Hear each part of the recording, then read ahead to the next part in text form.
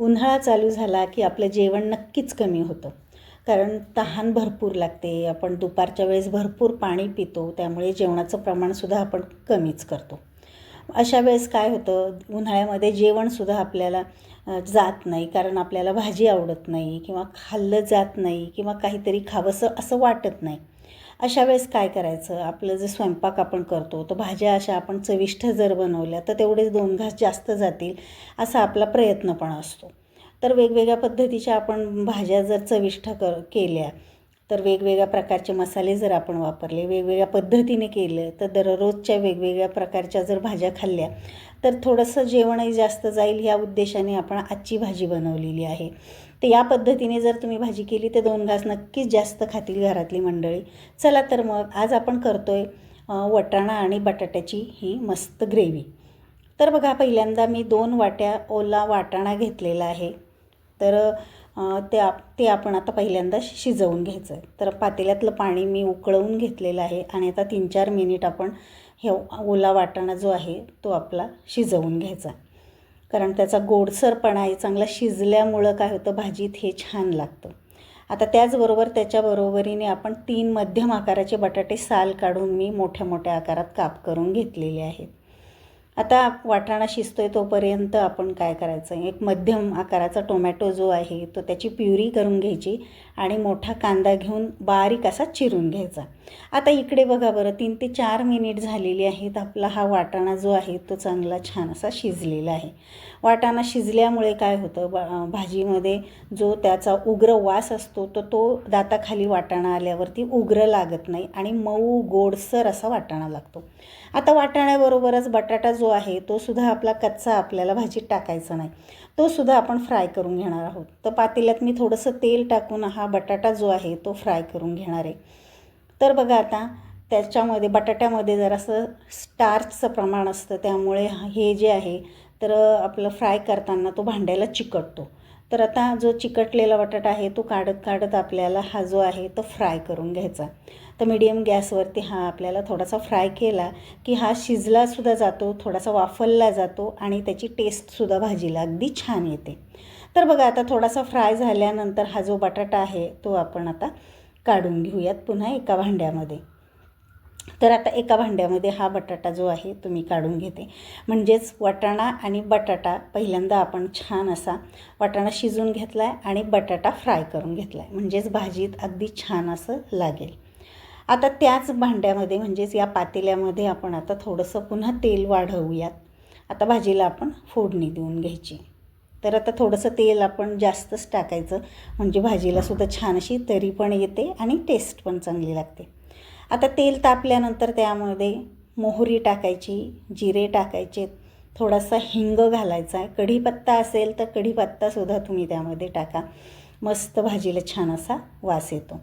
नंतर तमालपत्र टाकायचं आहे, दालचिनीचा थोडासा छोटासा तुकडा टाकायचा आहे आणि 2 हिरव्या मिरच्या मी थोडासा काप देऊन त्यामध्ये टाकल्या.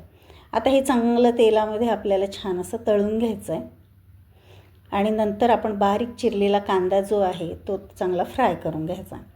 तर आता जास्त लाल करायचा नाही, अगदी गोल्डन रंग येईपर्यंतच परतायचा आहे. तर आता मिडियम गॅसवरती हा कांदा जो आहे तो आपण आता चांगला परतून घेऊयात. तर बघा, आता आपला कांदा जो आहे तो चांगला परतला गेलेला आहे. बघा, हे पहा, ट्रान्सपरंट झाला आहे आणि अगदी हलकासा त्याला गोल्डन कलर आलेला आहे. तर आता आपण यामध्येच टाकूयात 1 चमचा आलं, लसूण, कोथिंबीर आणि खोबरं याची पेस्ट. आता ही पेस्ट मी कायम करून ठेवते, 2 ते 3 भाज्यांसाठी मी जास्तच करून ठेवते. ऐन वेळेस ही आपल्याला डब्याला भाजी बनवायची असेल तर उपयोगी पडते. तर आता 1 चमचा टाकल्यानंतर ते सुद्धा आपल्याला कांद्याबरोबर छान असं परतून घ्यायचं आहे, म्हणजेच त्यातला जो कांदा किंवा त्यातला जो आलं आणि लसणाचा कच्चा वास आहे तो चांगला निघून जातो. आता मसाले घेतलेत, हळद, धने पावडर, काळा मसाला आणि बेडगी मिरची पावडर. आता हे तिखट तुम्हाला जसं आवडत असेल तशानुसार तुम्ही हे मसाले त्यामध्ये वापरू शकता. आता कमी गॅसवरती हे मसाले आपल्याला कांद्याबरोबर थोडेसे परतून घ्यायचे, जास्तही परतवायचे नाहीत कारण करपले जातील. आणि लगेच थोडंसं परतल्यानंतर त्यामध्ये थोडंसं गरम पाणी घालायचं आहे, म्हणजेच यामध्ये आपल्याला हे जे मसाले आहेत ते शिजवून घ्यायचे. शिजवल्यामुळे काय होतं, त्याचा कच्चेपणाचा जो वास असतो तो निघून जातो आणि मस्त शिजल्यानंतर त्याला ग्रेव्हीलासुद्धा थिकनेसपणा येतो. तर आता तेल सुटेपर्यंत आपल्याला हे जे आहे परतून घ्यायचं आहे. थोडंसं झाकण ठेवूनसुद्धा आता हे मी शिजवून घेतलेलं आहे. आता बघा त्याच्यात टाकायचं आहे आपल्याला टोमॅटो प्युरी, नंतर चवीनुसार मीठ घालायचं आहे. या मसाल्यामध्येच मीठ जर घातलं तर मसाला अगदी छान टेस्टी लागतो आणि वर तरी जी येते तीसुद्धा छान अशी टेस्टी होते. म्हणून मीठ आणि तिखट आपण या तेलामध्येच टाकलं की छान भाजीला टेस्ट येते. आता ते सुद्धा एकत्र करून आपण थोडंसं झाकण ठेवून तेल सुटेपर्यंत हे सगळं आपलं शिजवून घ्यायचं आहे हा मसाला. आणि नंतर आपण त्यामध्ये फ्राय केलेला बटाटा आणि उकडलेले वाटाणे टाकायचे. नंतर त्यामध्ये तुम्हाला आवडत असतील ते मसाले तुम्ही घालू शकता. मी किचन किंग मसाला थोडासा आणि मटण मसाला हा त्यामध्ये टाकला आहे, म्हणजेच भाजीला थोडीशी वेगळी चव येण्यासाठी तुम्हाला जो आवडत असेल मसाला तो तुम्ही मसाला नंतर चवीसाठी किंवा एक वेगळ्या वासासाठी सुद्धा तुम्ही टाकू शकता. आता हे सगळं आपण छान असं मीडियम गॅसवरती मिक्स करून घ्यायचं आहे. आता बघा यामध्ये आपण वाटाणा बटाटा मस्त असा फ्राय करून घेतलेला आहे आणि आता लागेल तसं थोडं थोडं करून पाणी घालायचं. तर आपण आता ही जी ग्रेव्ही आहे अगदी थिक करणार आहोत. तुम्हाला जर रस्सा बनवायचा असेल तर पाण्याचं प्रमाण तुम्ही जरासं जास्तच घ्या. आता हे थोडंसं पाणी मी गरम घातलेलं आहे. आता झाकण ठेवून थोड्या थोड्या वेळाने मधून मी उघडून थोडंसं हलवून आता आपण हे शिजवून घेतो आहे. तर बघा एकदा झाकण ठेवलेलं होतं, थोडंसं हलवून बघायचं आहे. तर आता हे चांगलं आपल्याला छान असं शिजवून घ्यायचं आहे हलकंसं. तर आता मी बटाटा घेऊन पाहिला आहे तर थोडासा अर्धा कच्चा झालेला आहे. पुन्हा आपण ते झाकण ठेवून शिजवून घ्यायचं आहे.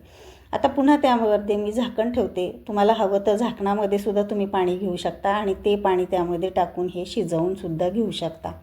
आता मधून हलवून बघा, आपल्याला जेवढी ग्रेव्ही ठेवायची तेवढी आपण ग्रेव्ही ठेवू शकतो. तर तुम्हाला पातळ ठेवायची असेल तर पातळही ठेवू शकता, थिक करायची असेल तर थिकही करू शकता. आता मधून हलवून बघा, आता आपण मधून चेक करायचं आहे. बटाटा अगदी स्मूथ म्हणजे छान जास्त शिजला पाहिजे तरच भाजी खाताना अगदी छान टेस्ट येते. आणि वाटाणासुद्धा आपण शिजवून घेतलेला होता तर तरीसुद्धा अजून जर राहिला असेल तर या भाजीमध्ये आपल्याला छान असा शिजवून घ्यायचा. तर बघा आता झाकण न ठेवता हे शिजवून घेतलेलं आहे मी. अगदी ठीक अशी ही ग्रेव्ही तयार झालेली आहे आपली. तर बघा मस्त भाजीला रंगसुद्धा आला आहे. आता नंतर शेवट आपण बारीक चिरलेली कोथिंबीर त्यामध्ये टाकायची आणि आता ही मिक्स करून घ्यायची. कोथिंबीर टाकल्यानंतर ही भाजी जास्त शिजवायची नाही, कारण कोथिंबीर त्यामध्ये शिजली की भाजीचा रंग बदलतो, काळपट रंग येतो. आता हा लाल रंग राहण्यासाठी लगेच आपल्याला गॅस बंद करायचा. अगदी छान आपली वाटाणा आणि बटाटा भाजी मस्त तयार झालेली आहे. तर हे जर आपण मधून ही वेगळ्या प्रकारच्या अशा जर भाज्या केल्या तर मस्त उन्हाळ्यामध्ये सुद्धा थोडंफार जेवण जास्त जाईल. तर आता आपण एका डिशमध्ये हे काढून बघूयात. हे पहा, अशा पद्धतीने अशी जर भाजी केली तर तुम्ही डब्यालासुद्धा देऊ शकता, घरीसुद्धा खाण्यासाठी करू शकता. आता हा वाटाणा जो आहे सध्या बाजारात मिळतोच आहे आणि जरी आता त्याचा सीझन जरी बंद झाला तरीसुद्धा आपण हे स्टोअर कसं करायचं हे सुद्धा याचासुद्धा मी व्हिडिओ अपलोड केलेला आहे. पाहिला नसेल तर नक्कीच तुम्ही आपल्या चॅनलवर जाऊन हा व्हिडिओसुद्धा पहा, म्हणजे वर्षभर आपल्याला वाटाणा बटाट्याची भाजीसुद्धा करता येईल. तर मस्त असा हा वाटाणा आणि बटाट्याची भाजी तयार झालेली आहे. तुम्हाला हा व्हिडिओ कसा वाटला मला कमेंट करून सांगा.